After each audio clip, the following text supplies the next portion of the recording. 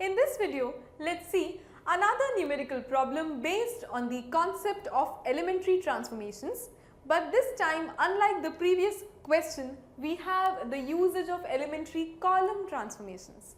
I already told you in the previous video that if you have a matrix A and you need to find out the inverse, in case of elementary row transformations, you have A is equal to IA.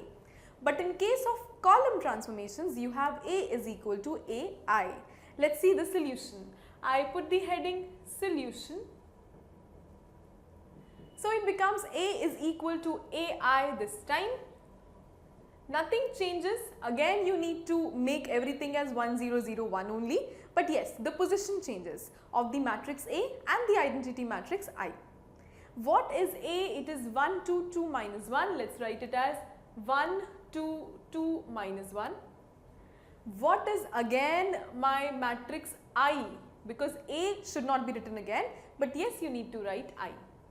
1, 0, 0, 1. What is the task? We basically need to make everything in the form of 1, 0, 0, 1. 1 and 1 already match, but this 2 needs to become 0, and similarly this 2 also needs to become 0. This minus 1 needs to become plus 1. So only one element is properly arranged and set, rest 3 needs to be changed. So let's change them one by one. Suppose I want to change first this 2.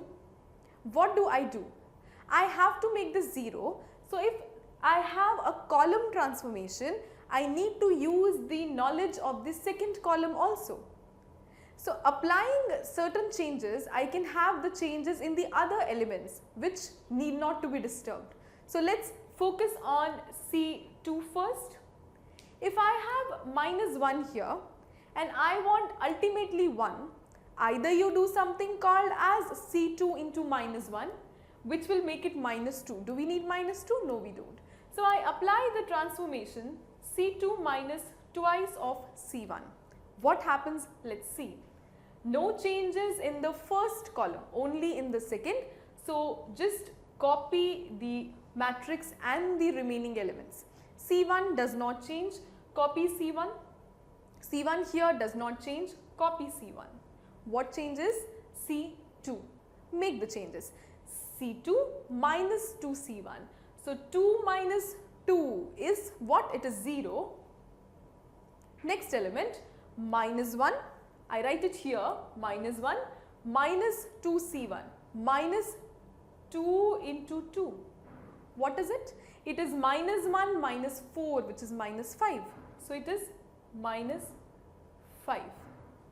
What about the matrix here? The matrix here has again C2 minus 2C1. So 0 minus 2 is minus 2.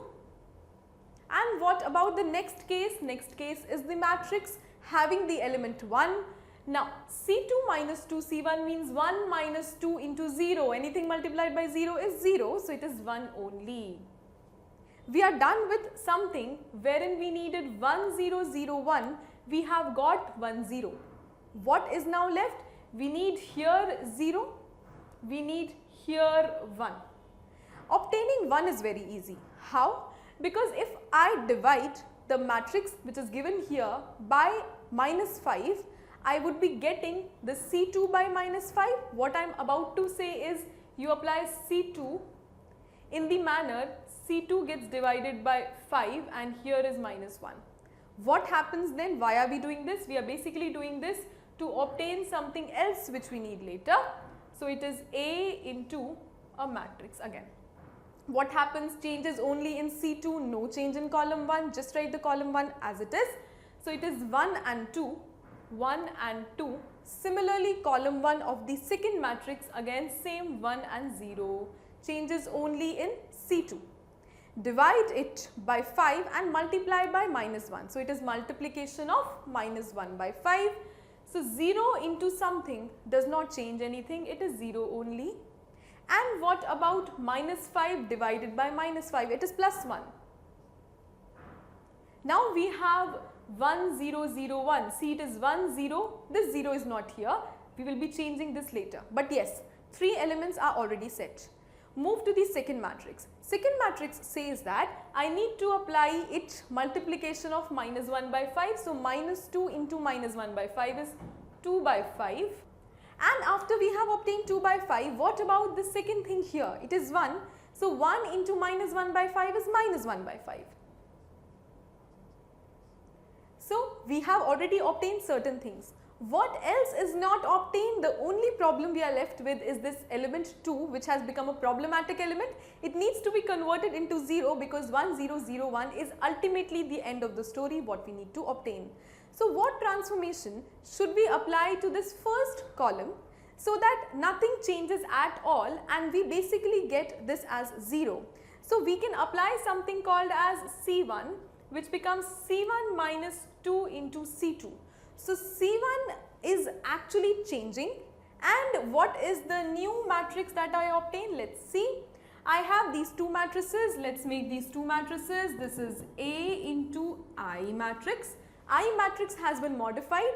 The changes to be applied to column 1, not to column 2. Just use the column 2 as it is by copying 0, 1, 2 by 5, minus 1 by 5.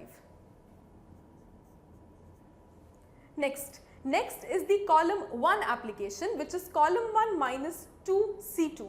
So, C1, 1 minus something does not change me anything because it is multiplied by 0. And what about 2 minus 2? 2 minus 2 is 0. Similarly, apply the application to here, which is 1 minus 2 into C2. So, 1 minus 2 into 2 by 5, 1 minus 4 by 5. What is 1 minus 4 by 5? Let us do it here in the rough column.